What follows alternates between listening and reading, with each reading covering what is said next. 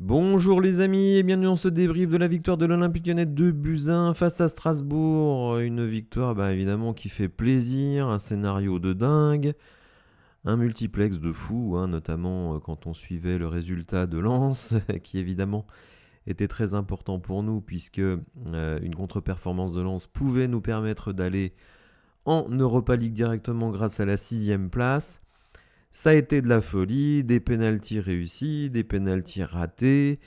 On va reparler de tout ça. On va reparler aussi évidemment des conséquences de cette 6ème place qui est tout simplement historique. Ça n'est jamais arrivé qu'une équipe, on va dire, relégable à la fin des matchs allés puisse se qualifier pour l'Europe. On va voir tout ça en chiffres. On va regarder également des déclarations des joueurs, de l'entraîneur et de John Textor qui a annoncé quelque chose de très important. Et on va commencer par s'intéresser plus spécifiquement au match d'hier en regardant un petit peu le scénario de ce match. Alors Pierre Sage avait opté pour son fameux 4-1-4-1 avec Anthony Lopez dans les buts, Tagliafico, Mata comme latéraux, Kaletachar, O'Brien, je dirais défense centrale absolument inamovible. Matic en sentinelle, Tolisso, Cacré en numéro 8, si on peut les définir ainsi. Ryan Cherki qui remplaçait Ernest Nuama sur l'aile droite. Saïd Benrahma, encore auteur d'une excellente performance hier du côté gauche, et Lacazette. Alors, finalement, ce 11, il était très important puisque Pierre Sage a bien spécifié que seraient titulaires pour la finale de la Coupe de France la semaine prochaine, ceux qui seront bons contre Strasbourg. Il ne voulait pas qu'il y ait du relâchement. Ce qu'on peut dire, c'est que globalement, tout le monde a été plutôt haut niveau. J'ai des réserves sur Tolisso, j'ai des réserves sur Cherki. Alors, Cherki qui crée beaucoup de choses, mais qui à la finition est quand même en difficulté. Mais bon, c'est un peu aussi la spécificité de Nuama. Donc c'est difficile à ce stade de dire est-ce que ce sera Ryan Cherki, est-ce que ce sera Nuama titulaire. Bon, par contre à gauche, Benrahma, il n'y a aucune discussion, idem pour Lacazette. Les centraux, c'est pareil, le gardien de but, alors là ce sera un vrai sujet évidemment. Pierre Sage n'a toujours pas évoqué, mais bon c'est normal, il n'allait pas faire ça dans la foulée du match d'hier, mais bon on saura rapidement qui va débuter au poste de gardien. D'ailleurs on reviendra sur le cas Anthony Lopez, vous savez, à qui on a fait un hommage. Moi, j'étais un petit peu, alors pas choqué, mais surpris qu'on fasse un hommage à quelqu'un qui n'a toujours pas annoncé son départ et qui a encore au moins une année de contrat, puisque on apprenait hier dans l'équipe qu'il avait encore une année de contrat et une autre en option, sans qu'on puisse évidemment nous donner quelles sont les conditions de l'option. Donc potentiellement 2 ans de contrat. Anthony Lopez lui-même n'a pas annoncé son départ, donc j'étais étonné qu'on lui rende hommage. Bon, écoutez, peut-être va-t-il partir, vous verrez ce qu'il a dit à ce sujet, donc c'est pas du tout clair. En tout cas, il n'a toujours pas annoncé son départ, pas plus que le club. Même si je note que lors des félicitations, Textor était en grand sourire avec tout le monde, sauf quand il a croisé Anthony Lopez, où là, il avait le visage très fermé. Il lui a parlé, je ne sais pas ce qu'ils se sont dit. De toute façon, on sait très bien que Textor veut dégager Lopez, ça ne fait aucun doute. Mais il y a des contrats, il faut les respecter, et Anthony Lopez peut tout à fait décider d'aller au bout de son contrat. Certains me disent, mais il ne va pas rester s'il est sur le banc. Oui, non, il ne va pas rester s'il est sur le banc. Mais rien n'indique, en tout cas, qu'il va partir. Et on ne sait pas ce qui va se passer. Moi, ce que je pense, c'est que ses agents lui cherchent une porte de sortie qui lui convient. C'est pour ça qu'à mon avis, il n'annonce pas son départ, parce que s'il ne trouve pas une porte de sortie qui lui convient, il pourrait tout à fait rester et être libre en 2025, ce qui rendrait son profil encore plus intéressant pour les clubs qui voudraient le signer. Donc un 11, je dirais, très traditionnel. Pierre Sage reste fidèle à son 4-1-4-1, qui, il faut le dire, fonctionne quand même très très bien. On peut penser que ce sera ce modèle d'équipe qui débutera face au Paris Saint-Germain. Le Paris Saint-Germain qui pourrait peut-être faire sans Kylian Mbappé, qui n'a pas été dans le groupe lors du dernier match du Paris Saint-Germain, et on entend ici ou là, et notamment du côté de l'équipe, eh bien, qu'il pourrait ne pas jouer la finale, ce qui ne me surprend pas puisque j'avais ce sentiment depuis qu'il a annoncé son départ et qu'il n'avait pas remercié son président et son propriétaire, qui l'ont quand même fait multimillionnaire, mais bon, ça c'est un autre sujet, et donc je pensais qu'il y aurait des représailles, et je pense que les représailles arrivent de ce côté-là. Donc oui, le PSG est une très très bonne équipe, donc ça va être compliqué, mais il faut bien reconnaître que sans Mbappé, ça ouvre peut-être plus de perspectives. En tout cas, ça permet d'envisager un plan de jeu défensif plus classique plutôt que de se focaliser sur un joueur. Alors sur le déroulement du match, on peut le dire, hein, l'OL a vraiment abordé ce match avec l'intensité, l'énergie qu'il fallait. On le voit sur cette première mi-temps, et tout simplement Strasbourg n'existe pas. Même chose sur la deuxième mi-temps, et on va dire ce qui m'a un petit peu embêté, eh bien, c'est que finalement, pour une fois, les entrants n'ont pas été à la hauteur.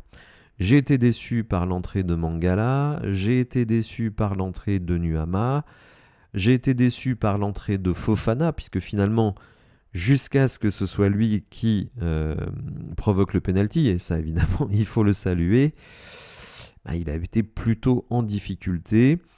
Donc les entrants n'ont pas fait la différence, mais le problème c'est que quand on met certains remplaçants titulaires, comme ça a été le cas de Fofana la semaine dernière, comme ça a été le cas de Ryan Cherki aujourd'hui, ils ne sont pas totalement convaincants.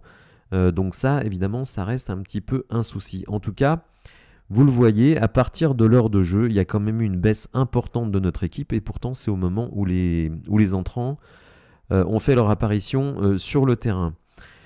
Donc on ouvre le score avec Lacazette, très bien servi par Nuama, et en deuxième mi-temps, on se fait égaliser sur la première case. Et là, il faut bien le dire, Anthony Lopez, il n'est pas exempt de tout reproche sur ce but, puisqu'il ne ferme pas du tout son angle.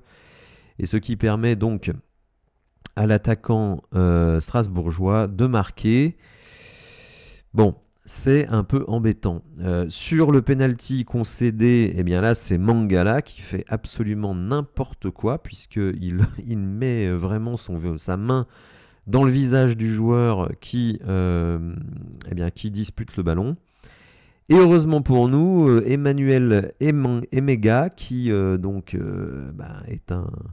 est un joueur néerlandais qui évolue donc pour Strasbourg, a la très grande idée de tirer son penalty du pied gauche, alors que son pied fort, c'est le pied droit. Alors on dit qu'il est ambidextre, mais bon, ce que je constate, c'est que si vous êtes droitier, même si vous êtes bon du pied gauche, est-ce que c'est très malin de tirer son penalty pied gauche? Je n'en suis pas sûr. En tout cas, heureusement pour nous, il la met sur le poteau, parce que figurez-vous quand même que, comme Marseille gagnait le match au Havre, si Emega marque le penalty, c'est nous qui sortons du top 7, donc ça aurait quand même été catastrophique. Au final, donc, le joueur manque son penalty. Nous, derrière, on n'est pas très dangereux, jusqu'à l'action de Fofana, où là, le penalty est indiscutable. Lacazette, toujours plein de sang-froid, qui nous met un doublé hier soir et qui conclut l'affaire.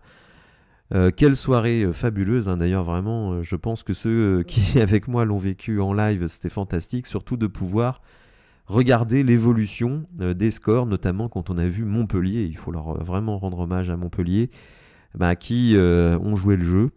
Ils étaient menés 2-0, ils sont revenus à 2-2, donc évidemment ça nous a rendu un fier service.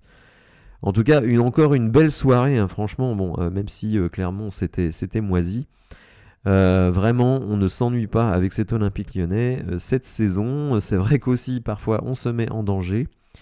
Je dirais en plus une nouvelle victoire avec un but d'écart. Finalement, il y en a énormément. Mais il y a des victoires. Ce qui veut dire aussi que Pierre Sage, au-delà des ajustements tactiques, au-delà du management, il parvient à maintenir un niveau de concentration et de détermination dans cette équipe qui ne lâche jamais. Et ça, évidemment, c'est une très très bonne chose. Pierre Sage, justement, une statistique est sortie, vous allez voir quand même qu'elle est assez incroyable, puisque avec 2,09 points, ce qui est un parcours de podium de Ligue 1, les doigts dans le nez, eh bien, il a la meilleure moyenne de points sur les 50 dernières années pour un entraîneur. Donc c'est quand même quelque chose. Alors évidemment, il faut être capable de maintenir une moyenne aussi élevée sur plusieurs saisons, les compétitions européennes, etc., etc. Mais en tout cas, c'est tout à fait remarquable. Alors justement, John Textor, qui était évidemment présent dans le stade, eh bien, a été interrogé sur la suite de Pierre Sage. Et Textor a affirmé que personne n'avait pensé à autre chose. La logique veut que Pierre Sage reste. Bien sûr qu'il reste, ça fait longtemps qu'il reste. Lui-même le sait depuis des semaines. Il l'a déjà évoqué respectueusement en parlant de son diplôme. Écoutez, pourquoi ne pas formaliser cette prolongation? C'est ça que je ne comprends pas. Puisque Pierre Sage, il est sous contrat jusqu'au 30 juin. Donc, moi, ça fait déjà plusieurs semaines que je considère qu'il doit absolument être maintenu. Donc, je ne comprends pas qu'on ne le formalise pas. Bon, écoutez, en tout cas, ça a été dit. La parole sera tenue. Et donc, Pierre Sage va rester coach de l'Olympique Lyonnais, ce qui, je pense, est une excellente décision. Il a fait une sorte de parcours sans faute. Je ferai évidemment une vidéo pour le parcours de Pierre Sage. Et aussi l'avenir, puisque il a dit des choses très importantes, en tout cas très intéressantes, je trouve, dans Tant qu'il y aura des gones. Donc je vais en parler et envisager les perspectives de la saison prochaine pour Pierre Sage. Alors une petite précision nous est fournie par StatFoot. En fait, Pierre Sage a la meilleure moyenne des entraîneurs français sur les 50 dernières années, devant quelqu'un qu'on connaît bien, Laurent Blanc. Pierre Sage à 2,09 et Laurent Blanc à 2,06. On nous apprend également que avec 44 000 de coefficient UEFA, l'OL sera dans le chapeau 2 en Europa League. Je vous ferai une vidéo spécifiquement sur l'Europa League. Vous allez voir que tout a changé. Tout a changé. C'est même très bizarroïde ce qui a été pondu pour l'Europa League de la saison prochaine. D'ailleurs, ce qui va se passer en Europa League sera la même chose qu'en Champions League, mais pas en Conference League. Alors, vraiment, on fait une réforme des deux premières, on ne la fait pas pour le troisième. Il faut savoir aussi qu'il n'y aura pas de reversement, c'est-à-dire que les troisièmes de Champions League, alors il n'y a plus vraiment de troisième en plus, mais enfin bon, il n'y aura plus de reversement de Champions League vers l'Europa League, donc les équipes qui débuteront l'Europa League seront celles qui la finiront. Il n'y aura pas d'addition, mais vous allez voir en plus, la méthode est très bizarre. Je parlerai évidemment de l'impact financier, parce que ça nous intéresse aussi. Vous savez que ça conditionne beaucoup le mercato. Donc évidemment, tout ça sera très intéressant à suivre. Classement final des meilleurs passeurs lyonnais cette saison: Ryan Cherki, Pasesi, Maitland Niles 4, Benrahma, Cacré, Clinton Mata, Mama Baldé 3. Mama Baldé qui n'a pas joué hier, c'est un peu dommage. Je trouve que dans la hiérarchie de nos attaquants, pour moi, il est passé devant Nuama, donc je suis un peu déçu que Mama Baldé n'ait pas joué hier. Classement final des buteurs de l'OL: Alexandre Lacazette 19, O'Brien 4, Benrahma qui est arrivé en cours de saison et Malik Fofana qui est arrivé en cours de saison 3, Nuama 3 et Tagliafico quand même un latéral 3. On remarque quand même que derrière Lacazette, c'est quand même un peu le vide intersidéral, même si on projette Benrahma et Fofana sur une saison complète, et peut-être Nuama, on verra l'avenir. Peut-être que ces mecs-là peuvent arriver à 8-10 buts, ce qui est quand même important d'avoir d'autres marqueurs dans l'effectif. Continuons avec DataOL, que je salue puisqu'il vient de passer les 7000 abonnés sur Twitter. Eh bien, le top 5 de la Ligue 1 depuis la prise de fonction de Pierre Sage... Eh bien, le PSG 46 points, l'OL 46 points, Brest 43 points. Donc on voit quand même qu'il y a une constance dans la performance de ces clubs-là. Brest que je salue, qui finit podium comme je l'avais prédit dès le mois d'octobre, malgré les colibés de certains. Enfin bon, ça c'est autre chose. Et l'AS Monaco 43 points. Donc quand je disais tout à l'heure que notre parcours normalement nous met dans un top 3 les doigts dans le nez, vous voyez que même... on pourrait éventuellement rivaliser avec le Paris Saint-Germain. Bon, on ne va pas s'enflammer non plus. Le Paris Saint-Germain a un peu arrêté de jouer depuis qu'ils sont champions et en plus éliminé de la Ligue des Champions. Donc je pense que comparaison n'est pas raison sur ce sujet. En tout cas, ce qui est sûr, c'est que la dynamique est excellente. Il faut dire aussi que Pierre Sage, sur ses tout débuts, n'a pas connu que des réussites. Rappelons-nous quand même défaite à Lens, défaite à Marseille, défaite au Havre. Donc ça n'a pas non plus été si facile que ça.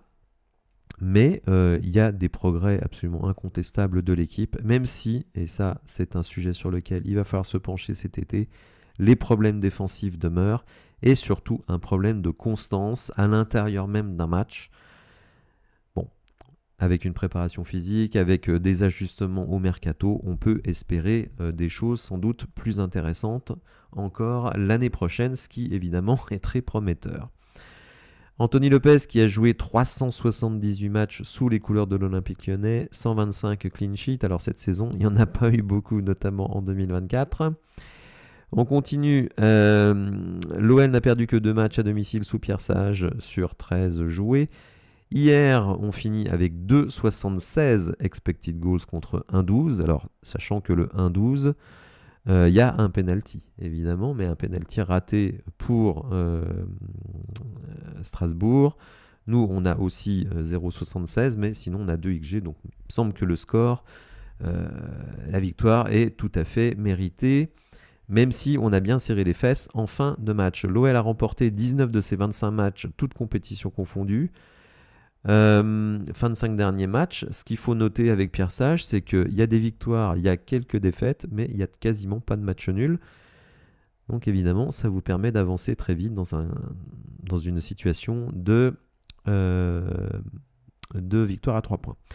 L'OL s'est qualifié en Coupe d'Europe sur 22 des 25 dernières saisons. Bah écoutez, voilà, on espère qu'on ne va plus connaître de saison sans qualification européenne.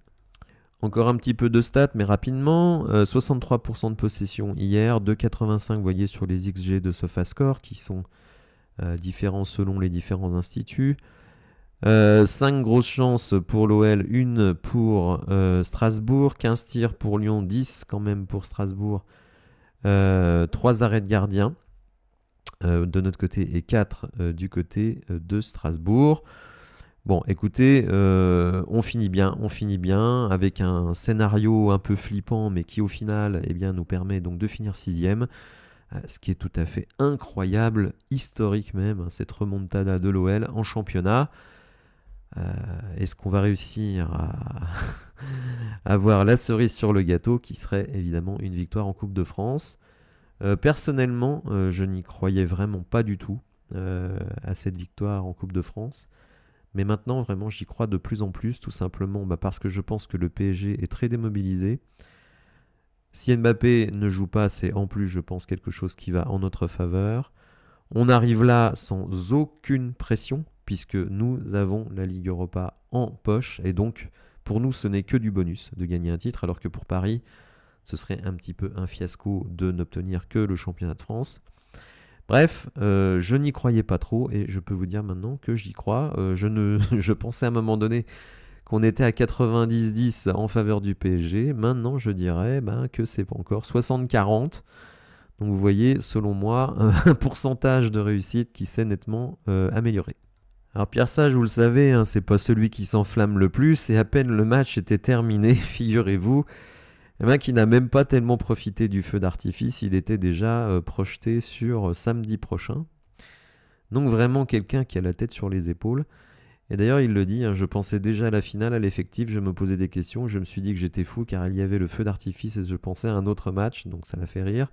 C'est important de savourer, lundi on va se reposer, il le faut avant de bien préparer cette confrontation. On s'est rendu compte que les joueurs n'ayant pas joué la semaine passée manquaient un peu de rythme, donc on a payé certains choix stratégiques face à Clermont. Alors il explique aussi évidemment la descente en Ligue 2 n'était pas totalement exclue à un moment donné. Bon, moi personnellement je n'y ai jamais songé, mais bon.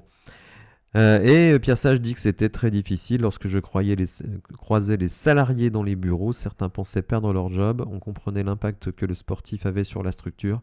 Quand on les voit avec le sourire maintenant, on se dit tant mieux. Et que le football te fait passer par bien des sentiments opposés, mais l'important c'est que ça se finisse bien. Écoutez, franchement, c'est un truc de malade ce qu'on a vécu cette saison. Du 36e dessous au Nirvana.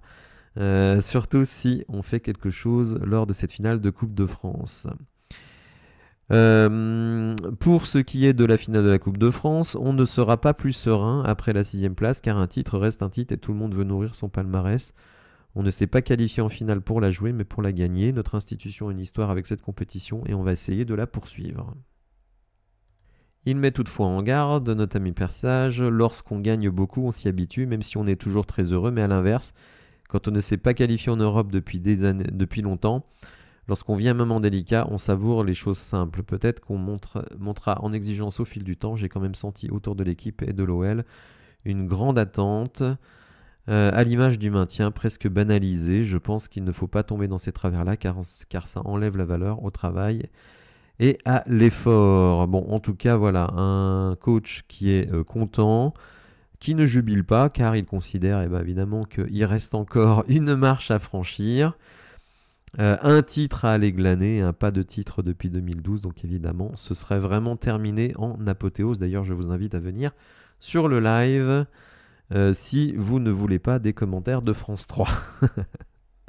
Lacazette, auteur d'un doublé hier, 19 buts cette saison pour Alexandre Lacazette, qui vraiment depuis son retour a quand même été extrêmement précieux. Alors on lui demande comment qualifiez-vous cette saison? Incroyable, vraiment incroyable. On était très très bas et au final on arrive à se qualifier pour l'Europe avec un match encore à rebondissement. C'est réellement une saison incroyable. Qu'est-ce que vous ressentez au moment de tirer le penalty? Je sais que je vais marquer. Autant j'ai eu des pénaltys sur lesquels j'ai senti une grosse pression, autant celui-ci, je savais que j'allais le marquer. Il y a des jours comme ça où on sent les choses. Vous trouvez encore le moyen de vous faire peur malgré tout, totalement. On a le match en main, on se relâche, ils ont un penalty pour mener et au final, poteau. Donc ça réveille tout le monde, on arrive à marquer derrière. Donc qu'une chose à dire, bravo à tout le monde pour cette victoire. Qu'est-ce que vous retenez de cette saison pas comme les autres? Il y a beaucoup de choses à retenir, mais au final, on a réussi à être solidaires, à y croire jusqu'au bout, à ne rien lâcher. Et à l'image de ce soir, ça résume notre saison.